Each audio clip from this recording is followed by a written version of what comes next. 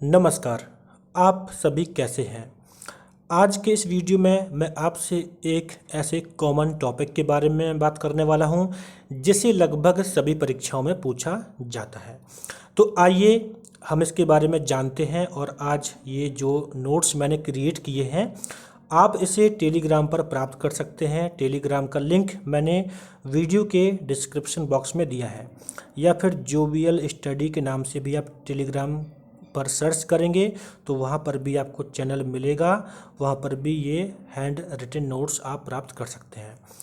तो जब भी हम किसी एग्ज़ाम के लिए तैयारी करते हैं तो मोस्टली हमें कंपटीशन में वहाँ पर एमसीक्यू को फेस करना पड़ता है।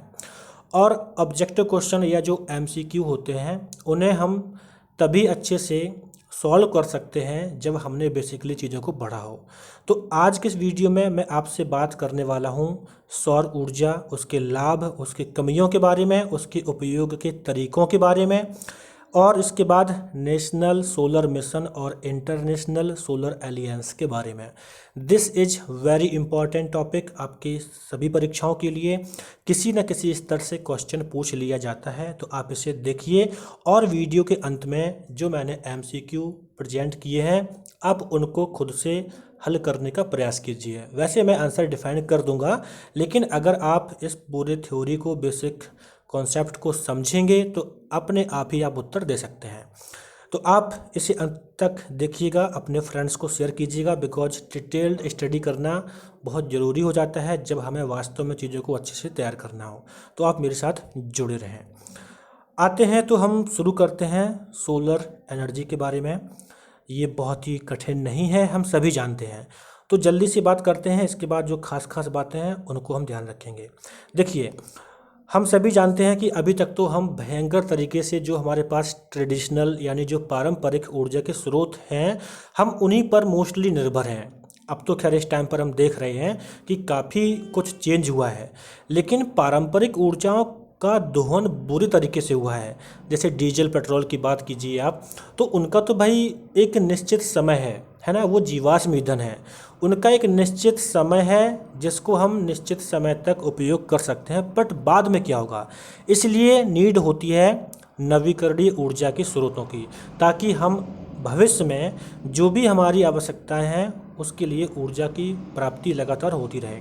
तो सौर ऊर्जा एक ऐसा साधन है जो कि बहुत ही स्वच्छ है और जो कि कभी समाप्त न होने वाला ऊर्जा का स्रोत है। कभी समाप्त नहीं होगा ये, है ना।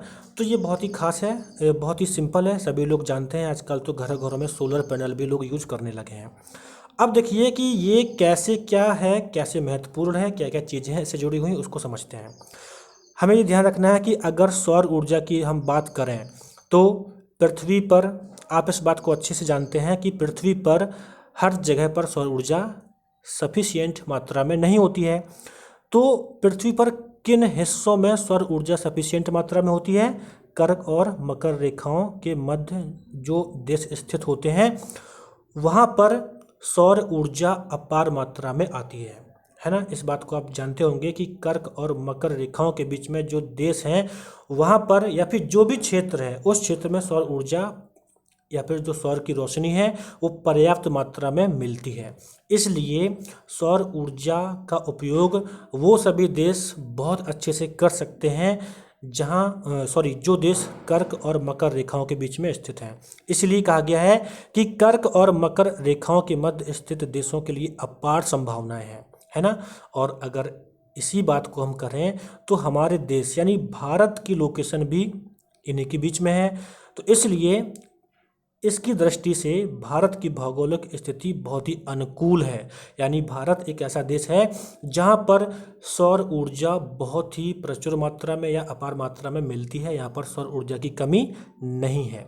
तो इस पॉइंट को आपको अच्छे से ध्यान रखना है कि भारत की भौगोलिक स्थिति अनुकूल है सौर ऊर्जा से एनर्जी प्राप्त करने के लिए। अब बात यह है कि जो जीवाश्म ईंधन होता है, जो भी पेट्रोलियम होते हैं, उसके विपरीत अंतर्राष्ट्रीय राजनीति के प्रभाव मूल्यों के उतार चढ़ाव से मुक्त है। देखिए, हम देखते हैं कि डीजल पेट्रोल के रेट कभी कुछ है ना, यानी इंटरनेशनल लेवल पर किस तरह से पॉलिटिक्स के ड्रामा चल रहा है या फिर मार्केट कैसा चल रहा है, उसके अकॉर्डिंग पेट्रोलियम या फिर जो जीवाश्म ईंधन है उनके मूल्य ऊपर नीचे होते रहते हैं। लेकिन जो सोलर एनर्जी है, इससे जो एनर्जी प्राप्त होगी, इसमें ऐसा कुछ भी नहीं होने वाला है, क्योंकि वो तो नेचुरल है, वो तो सन से सीधी आ रही है, यहाँ पर इसे कोई रोक नहीं सकता है। यानी सौर ऊर्जा से जो एनर्जी प्राप्त होगी उसमें किसी भी तरीके के अंतर्राष्ट्रीय या फिर राष्ट्रीय स्तर के राजनीति या किसी भी हस्तक्षेप की संभावना नहीं है। सो आप इसको भी समझ गए होंगे, क्योंकि भाई सीधी सी बात है, आपके भौगोलिक स्थिति के आधार पे अगर सूर्य से रोशनी आ रही है वो तो पड़ेगी ना, उसे थोड़ा ना ये वाला देश आके रोकेगा भाई यहाँ पे रोशनी नहीं पड़नी है, हमें कवर करना है, ये तो नहीं होने वाला ना। लेकिन जो आपके जीवाश्म ईंधन होते हैं उसमें ये सब नाटक होते हैं कि भाई नहीं, हम मतलब महंगा देंगे, या फिर अगर किसी तरीके से तेल या जो जीवाश्म ईंधन है वो किसी देश पे नहीं आसानी से पहुंचता है तो महंगा हो जाता है, कई सारी बातें हैं। लेकिन सोलर एनर्जी के बारे में ये सब चीज़ें नहीं होती हैं, तो आप इसको भी समझ गए होंगे।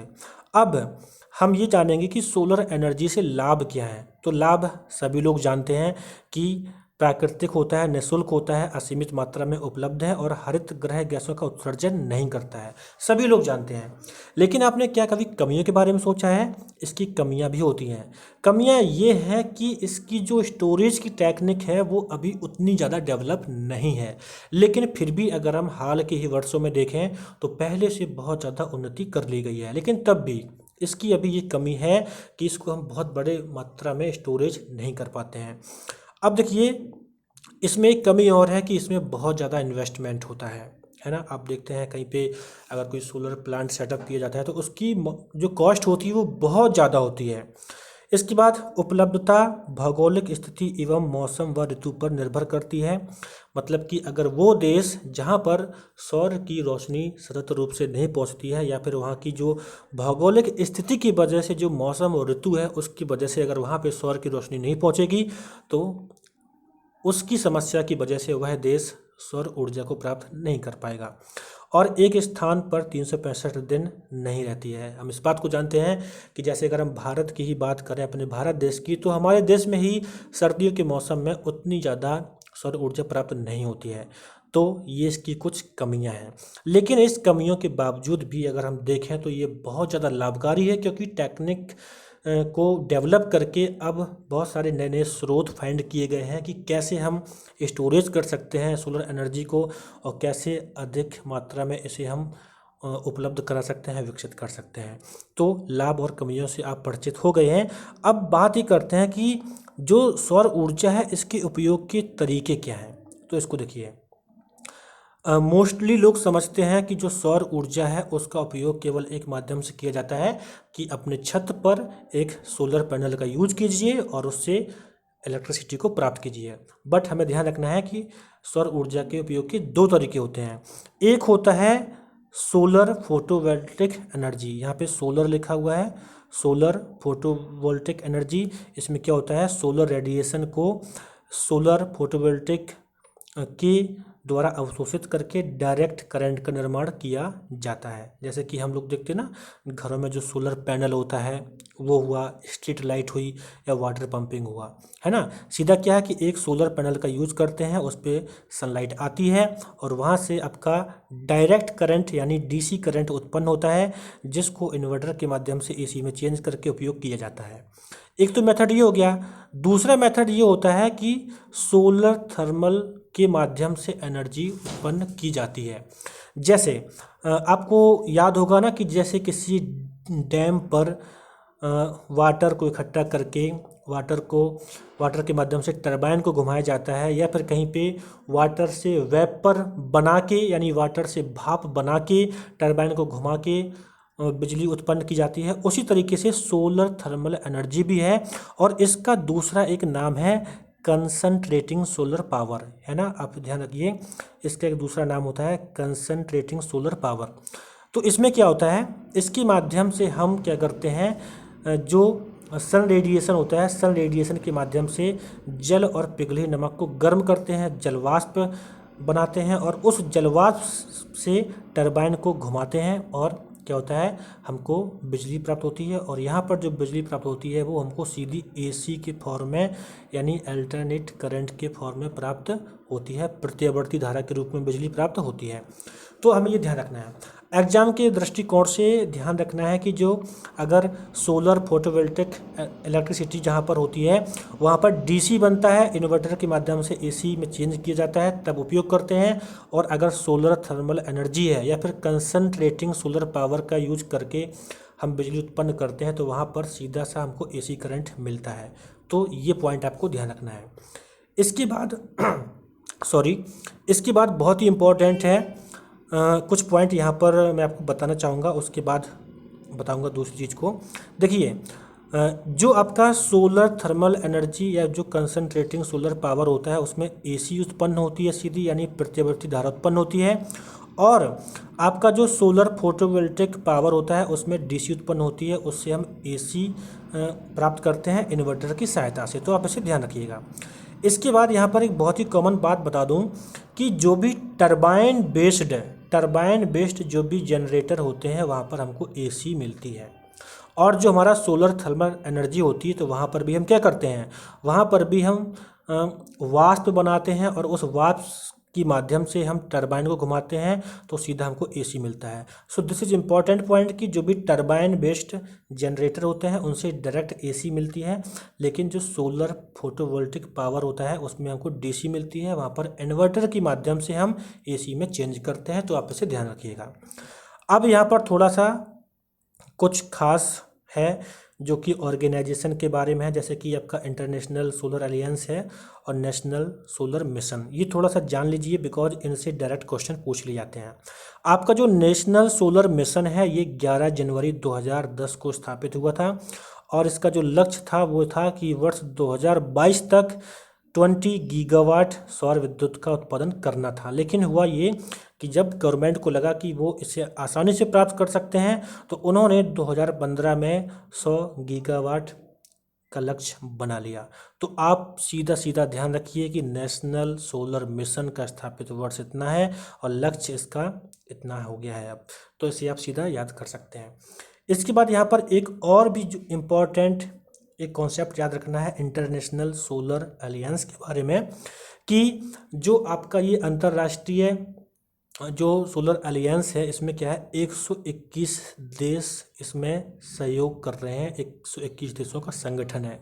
तो आप नंबर ऑफ कंट्रीज ध्यान रखिए। और भारत व फ्रांस द्वारा 30 नवंबर 2015 को पेरिस में आयोजित जलवायु परिवर्तन पर संयुक्त राष्ट्र फ्रेमवर्क कन्वेंशन से संबंधित COP21 के समय किया गया था। देखिए, एक तो फुल फॉर्म है यानी ISA इंटरनेशनल सोलर अलायंस, इसको ध्यान रखिए। 121 देशों का संगठन है, इसको ध्यान रखना है। और सबसे महत्वपूर्ण बात है कि ये किस समय स्थापित किया गया था, कब इसके बारे में इसका फ्रेमवर्क डिजाइन किया गया था। तो ध्यान रखना है COP21 के समय, यानी जलवायु परिवर्तन पर जो संयुक्त राष्ट्र फ्रेमवर्क कन्वेंशन होती है जो पेरिस में हुई थी 2015 में 30 नवंबर को, उस दौरान इसको डिजाइन किया गया। ये बात आपको ध्यान रखना है। और लेकिन आधिकारिक रूप से इसको 6 दिसंबर 2017 से इसकी स्थापना हुई थी। और इस टाइम पे क्या इसके बारे में मतलब थॉट्स लाया गया था कि हाँ भाई हमें ऐसा करना है। तो आप इस बात को अच्छे से ध्यान रखिएगा। ऑफिशियली ये 6 दिसंबर 2017 को स्थापित हुआ था, लेकिन किस समय हुआ था तो आपको ध्यान रखना है COP21 के दौरान, ये इम्पोर्टेंट है। तो इसके बारे में आप अच्छे से जानेंगे। अब थोड़ा सा ये जान लीजिए, जो आपका ये इंटरनेशनल सोलर अलायंस है ये क्या है, इसका कार्य ये है कि भाई जो कर्क और मकर रेखा के मध्य स्थित राष्ट्र हैं उनको एक मंच पर लाना है। क्योंकि कर्क और मकर रेखा के मध्य जो भी देश हैं उनको पर्याप्त मात्रा में सौर एनर्जी जब मिल सकती है तो भाई उन सबको प्रमोट किया जाए कि अपने अपने एरिया में अच्छे तरीके से सोलर एनर्जी का उत्पादन किया जाए और सोलर एनर्जी को बढ़ावा दिया जाए। और मान लीजिए कि जिस देश में अगर सनलाइट नहीं पहुंचती है तो वहाँ पर सोलर एनर्जी को वहाँ तक ट्रांसफ़र किया जाए, है ना। तो इसलिए मतलब एक ऐसा ये मंच है जो कि कर्क और मकर रेखा के मध्य स्थित राष्ट्रों को एक मंच पर लाते हैं, इसलिए ताकि इसको अच्छे से डेवलप किया जाए और आगे बढ़ाया जाए। अब एक इम्पॉर्टेंट पॉइंट है कि जो आपका इंटरनेशनल सोलर अलियंस है, इसका मुख्यालय कहाँ पर है? गुरुग्राम में है, ठीक है, आप इसको ध्यान रखिएगा। और अभी तक क्या है कि 84 देश इंटरनेशनल सोलर अलियंस पर समझौता कर चुके हैं और इनका उद्देश्य ये है कि भाई जिस तरह से हम जीवाश्म ईंधनों पर निर्भर हैं उस निर्भरता को कम किया जाए और जो भी इसके सदस्य देश हैं वो एक दूसरे को सस्ती दर पर, यानी जो भी उनकी टेक्निक्स हैं, अगर कोई कंट्री है भाई उसके पास ज़्यादा अच्छी टेक्निक है सोलर एनर्जी को प्रोड्यूस करने का, तो एक दूसरे को वो टेक्निक शेयर करो ताकि सभी लोग अच्छे से सोलर एनर्जी को प्रोड्यूस कर पाएँ, ये इनका उद्देश्य है। तो अब आप इसे अच्छे से समझ गए होंगे। अब थोड़ा सा हम देख लेते हैं कि कैसे क्वेश्चन आपकी परीक्षाओं में पूछे जा सकते हैं। तो एक क्वेश्चन आपके सामने यहाँ पर लिखा है, सौर ऊर्जा के संदर्भ में निम्नलिखित कथनों पर विचार कीजिए। पहला कथन क्या है? फोटोवोल्टिक प्रणाली में सूर्य की रोशनी सीधे बिजली में बदल जाती है। सूर्य फोटॉन्स उत्सर्जित करता है, जब ये फोटॉन्स फोटोवोल्टिक सेल पर पड़ते हैं तो बिजली पैदा होती है। एक तो स्टेटमेंट ये हो गया। दूसरा, सौर ऊर्जा अधिक पर्यावरण हितैषी होती है क्योंकि इसमें विषैले उत्पाद नहीं बनते हैं, परंतु इसकी आपूर्ति पर कोई भी राष्ट्र रोक लगा सकता है। तो आप अगर थोड़ा सा दोनों स्टेटमेंट को समझेंगे तो निश्चित ही आप इसका उत्तर दे भी पाएंगे। देखिए, ऐसे प्रश्न आपकी परीक्षाओं में आते हैं और बाद में क्या बोला जाता है कि यहाँ पर जो भी कथन है बताना है कौन सा सही है ना। तो अब आप सोचिए कि कौन सा आपका स्टेटमेंट इन दोनों में सही हो सकता है। अगर आपने मेरी बातों को अच्छे से सुना है तो आप निश्चित ही आप इसका आंसर दे सकते हैं। देखिए, अभी मैं आपको बताया था कि इस तरह से हमको रोशनी मिलती है, ये पूरी तरह से मैंने डिफाइन नहीं किया था, बट ध्यान रखना है कि फोटोवोल्टिक प्रणाली में सूर्य की रोशनी सीधे बिजली में बदल जाती है। सूर्य फोटॉन्स उत्सर्जित करता है और जब ये फोटॉन्स फोटोवोल्टिक सेल पर पड़ते हैं तो बिजली पैदा होती है। ये स्टेटमेंट बिल्कुल सही है। ये स्टेटमेंट दूसरा वाला यहाँ से लेकर यहाँ तक तो हमको सही लग रहा है, लेकिन इन्होंने बाद में बोल दिया है इसकी आपूर्ति पर कोई भी राष्ट्र रोक लगा सकता है। तो इसमें ऐसा पॉसिबल नहीं है क्योंकि मैं आपको पहले ही बताया था यहाँ पर इंटरनेशनल पॉलिटिक्स का कोई भी असर नहीं पड़ता है। तो ये स्टेटमेंट यहाँ पे गलत हो गया, है ना। तो आप देखेंगे, इसलिए आपका जो कथन होगा केवल एक कथन सही होगा फर्स्ट, इसलिए आपका ये वाला यहाँ पे आंसर होगा। ऐसे ही जो नेक्स्ट क्वेश्चन है इसमें कहा गया है, सौर शक्ति उत्पादन के लिए प्रौद्योगिकियों के संदर्भ में निम्नलिखित कथनों पर विचार कीजिए। क्या बोला है कि प्रकाश वोल्टीय प्रक्रिया एक प्रौद्योगिकी है जो कि प्रकाश के विद्युत में प्रत्यक्ष रूपांतरण द्वारा विद्युत जनन करती है। एंड जबकि सौर तापीय प्रक्रिया, सौर तापीय जो मैं बताया था ना आपको, सोलर थर्मल पावर या फिर जिससे मैंने कहा था कंसंट्रेटिंग सोलर पावर, यानी सौर तापीय प्रक्रिया प्रौद्योगिकी है जो सूर्य की किरणों का उपयोग ताप जनित करने के लिए करती है, जिसका आगे विद्युत जनन प्रक्रिया में उपयोग किया जाता है ना। एक स्टेटमेंट आपका ये हो गया। दूसरा स्टेटमेंट कहता है कि प्रकाश वोल्टीय प्रक्रिया प्रत्यावर्ती धारा AC का जनन करती है जबकि तापीय प्रक्रिया DC का जनन करती है। और तीसरा स्टेटमेंट क्या है, भारत के पास सौर तापीय प्रौद्योगिकी के लिए विनिर्माण आधार है किंतु प्रकाश वोल्टीय प्रौद्योगिकी के लिए नहीं। तो आप एक बार फिर से इन तीनों स्टेटमेंट पर थोड़ा सा फोकस कीजिए। पहले आप इसको समझिए और इसके बाद दूसरा समझिए और इसके बाद तीसरा। तो मैं आपको बता दूं, आपका जो दूसरा स्टेटमेंट है ये गलत है, क्योंकि मैं आपको बताया था जो आपका सोलर थर्मल पावर, जो सोलर थर्मल एनर्जी पावर होता है वो आपका सीधा AC देता है, लेकिन इन्होंने बोला DC देता है। और जो प्रकाश वोल्टीय प्रक्रिया होता है वो DC देता है, इन्होंने बोला AC देता है, इसलिए ये गलत हो गया। और ये भी गलत है कि भारत के पास इस तरह से मतलब कोई टेक्निक नहीं है, तो ये भी गलत है। क्यों नहीं है? भारत भी इस क्षेत्र में काफ़ी ज़्यादा काम कर रहा है और उसने सफलता भी हासिल की है। तो इस तरह से ये दो स्टेटमेंट गलत हैं, लेकिन आपका यहाँ पे जो पहला स्टेटमेंट है ये सही है। प्रकाश वोल्टी प्रक्रिया ऐसी प्रौद्योगिकी है जो कि प्रकाश के विद्युत में प्रत्यक्ष रूपांतरण द्वारा विद्युत का जनन करती है, जबकि सौर तापीय प्रक्रिया प्रौद्योगिकी है जो कि सूर्य की किरणों का उपयोग ताप जनित करने में, मतलब हीट को जनरेट करते हैं और उसके बाद में एक अलग प्रोसेस से बिजली को बनाया जाता है। तो ये वाला स्टेटमेंट सही है। तो इसलिए हम कहेंगे कि इसमें जो भी आपको कूट दिए गए थे यहाँ पर कौन सा कथन सही है, तो आप बोलेंगे ऑप्शन ए सही है। तो इस तरह से आप ध्यान रखिए। इसके बाद यहाँ पर जो नेक्स्ट क्वेश्चन है जिसमें कहा गया है भारत में निम्नलिखित में से कौन नवीकरणीय ऊर्जा स्रोत सर्वाधिक संभाव्यता वाला है। भारत में, है ना। तो मैंने बताया था ना कि भारत में सौर जो सनलाइट है वो बहुत सफिशिएंट मात्रा में है, क्योंकि भारत की भौगोलिक स्थिति ऐसी है। तो भाई नवीकरणीय ऊर्जा के स्रोत में सर्वाधिक संभावना किसकी है? ऑप्शन ए सौर शक्ति की, है ना। तो इस तरह से क्वेश्चन आपकी परीक्षा में पूछ लिए जाते हैं। आप इसे ध्यान रखिएगा, अपने आप को तैयार करिएगा। और अगर आप इस PDF को प्राप्त करना चाहते हैं तो टेलीग्राम पर जाएं, मैंने लिंक डिस्क्रिप्शन बॉक्स में दी है। आप मेरे साथ जोड़ सकते हैं कुछ ऐसे ही और भी चीज़ों को सीखने के लिए। थैंक यू, मिलता हूं आपसे नेक्स्ट वीडियो में।